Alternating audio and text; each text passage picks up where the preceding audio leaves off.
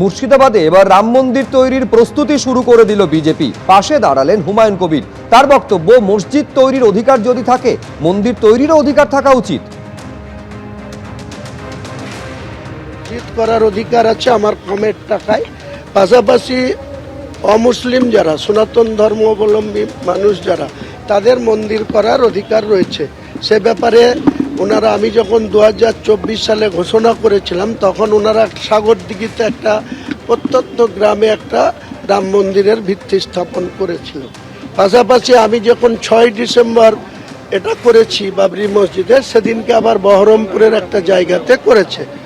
আমার যদি কোনো সাহায্য তারা প্রার্থনা করে যে রাম মন্দির করার ক্ষেত্রে, আমি নিশ্চয় করব, আমার ট্রাস্টই করবে। আমরা জানতাম যে এসআইআর এর যে প্রক্রিয়া, সেটা যদি পাবলিশ যে লিস্ট আছে, যে ড্রাফটিং লিস্ট টাঙানো আছে, সেটা যদি ফাইনাল লিস্টটা পরিণত হয়, তাহলে হয়তো যথাসময়ে এপ্রিলের মধ্যে ভোট হবে।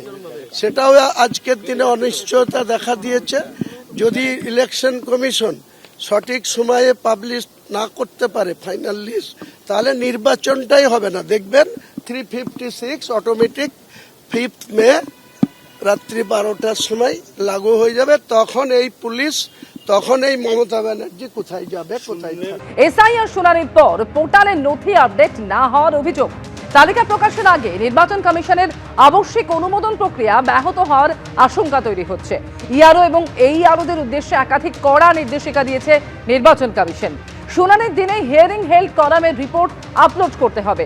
আনম্যাপড ও লজিক্যাল ডিসক্রিপেন্সি সংক্রান্ত যাবতীয় নথি দৈনিক ভিত্তিতে আপলোড করার নির্দেশ দেওয়া হয়েছে। এক্ষেত্রে কোনো কাজ বাকি থাকলে তা 26শে জানুয়ারির মধ্যে শেষ করতে হবে। যাচাই প্রক্রিয়া সম্পূর্ণ হওয়ার সঙ্গে সঙ্গে নিষ্পত্তির নির্দেশ জারি করতে হবে এবং সেই সংক্রান্ত রিপোর্ট একই দিনে ইসিআই নেট পোর্টালে আপলোড করতে হবে, এমনই নির্দেশ নির্বাচন কমিশনের। নথি যাচাইয়ের ক্ষেত্রে দায়িত্বপ্রাপ্ত আধিকারিকদের সঙ্গে জেলা নির্বাচনী আধিকারিকদেরও দ্রুত সমন্বয়ের নির্দেশ দেওয়া হয়েছে।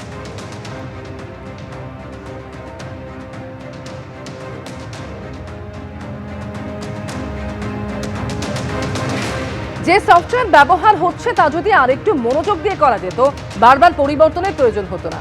এবিপি আনন্দকে জানালেন স্পেশাল রোল অবজারভার সুব্রত গুপ্ত। আমাদের যে সফটওয়্যারটা ব্যবহার করা হচ্ছে, এটা আরেকটু মনোযোগ দিয়ে করা যেত, তাহলে বারবার যে পরিবর্তন, সেই পরিবর্তনটার প্রয়োজন হতো না, যদি আমরা প্রসেসটাকে আগে থেকে ক্যাপচার করতে পারতাম। তবে এটাও ঠিক যে এই পুরো জিনিসটার যখন যত কাজটা এগিয়েছে, তত নতুন নতুন সমস্যা সামনে এসছে। আর সেই নতুন নতুন সমস্যা যেগুলো এসছে, সেগুলোকে মানে সলভ করার জন্য কিছু কিছু পরিবর্তন করতে হয়েছে। সময়ের যে সমস্যাটা আছে, আমাদের এখানে যেহেতু ইলেকশন শেষ করতে হবে এপ্রিলের মধ্যে, এই অল্প সময়ের মধ্যে এই পুরো প্রক্রিয়াটা করতে গিয়ে আমার মনে হচ্ছে যে কিছুটা সমস্যা হচ্ছে। এবিপি আনন্দ, এগিয়ে থাকে, এগিয়ে রাখে।